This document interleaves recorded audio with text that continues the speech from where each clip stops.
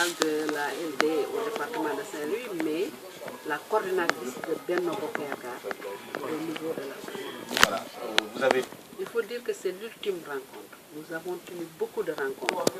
Déjà, Benno Bokk Yakaar dans sa globalité, tenait des réunions régulières et menait des activités auprès des populations de Saint-Louis. Mais il y a plus de 2 mois déjà, nous nous sommes dit que ce sont les élections maintenant qui s'approchent. Il faudrait qu'on parle élections. Et nous avons convoqué tous les partis et les structures qui sont dans Benno Bokk Yakaar. Et nous avons convoqué leurs plénipotentiaires, 4 par structure. Et c'est cette rencontre-là qui a demandé à Benno Bokk Yakaar de convoquer la conférence des leaders. Et aujourd'hui, nous sommes à notre 4e rencontre de la convention des leaders. Et depuis lors, nous sommes en train de voir comment on peut d'abord avoir un candidat de Benno Bokk Yakaar. Nous ne sommes pas encore au niveau des investitures dans les listes, mais seulement le candidat de Benno Bokk Yakaar. Dimanche, on devait avoir l'ultime rencontre. Malheureusement, nous n'avons pas eu, lors des convocations, nous n'avons pas eu pu joindre FSDBJ avec leur candidat Cheikh Bamba Dièye. Nous avons tout fait, nous ne l'avons pas eu. Alors le dimanche, on s'est dit que puisque lui, il n'est pas là, on ne peut pas décider sans cette partie-là. On voulait parler avec toutes les parties prenantes. Donc on s'est donné rendez-vous ce vendredi. Et nous avons donné un ultimatum avec un communiqué de presse que vous avez reçu.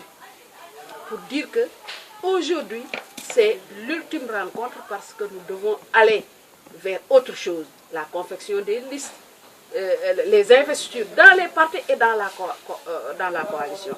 Mais aussi la campagne, les populations nous attendent. Nous devons aller dans les quartiers, quartiers les plus reculés pour rencontrer les populations, pour leur dérouler notre programme pour la campagne de 2014 des locales. Et aujourd'hui, nous avions eu déjà enregistré des candidats. Et aujourd'hui, on était à 6 candidats. La candidature de la LD, la candidature de l'APR, du FSDBJ, du PS, de TECI, de l'AFP. Nous nous sommes retirés, les candidats, nous nous sommes retirés pour discuter. Et au sortir de cette discussion, la coalition avait vraiment dégrossi parce qu'il n'y avait que 3 qui étaient en lice. Des 6, il n'y avait que 3. Et ces 3, c'est l'APR, FSDBJ et le mouvement TECI. Les autres ont dit que pour qu'il y ait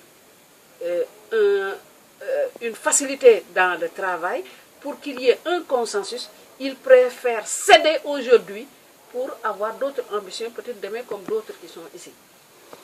Alors les 3, on a amené ces 3-là au niveau de la conférence des leaders, on a discuté et une majorité s'est prononcée sur la candidature de l'APR en la personne de Mansour Faye.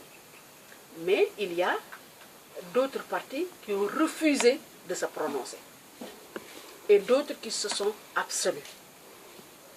Et en faveur de Bamba Dièye. Voilà, peut-être que Signong va donner exactement qu'est-ce qui a été de Mansour Faye.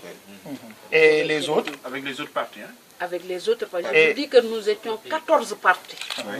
Il y a un parti qui n'est pas présent, c'est le FEDES. Il est parti en voyage, Ibrahim Akebe. Mais les 14 partis, il y en a qui se sont prononcés en faveur de Mansour Faye, la majorité.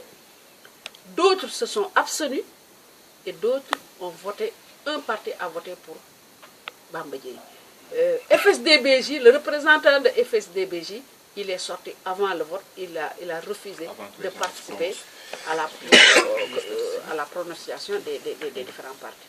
Les 14 partis qui étaient présents, et parmi ces 14 partis, 10 partis se sont prononcés favorablement pour la candidature de Mansour Faye.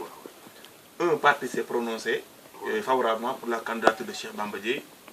3 partis ont préféré s'abstenir, ont préféré ne pas participer, en tout cas ne sont pas prononcés ni pour ni contre que n'importe quelle candidature. Donc voilà un peu ce qui a été retenu.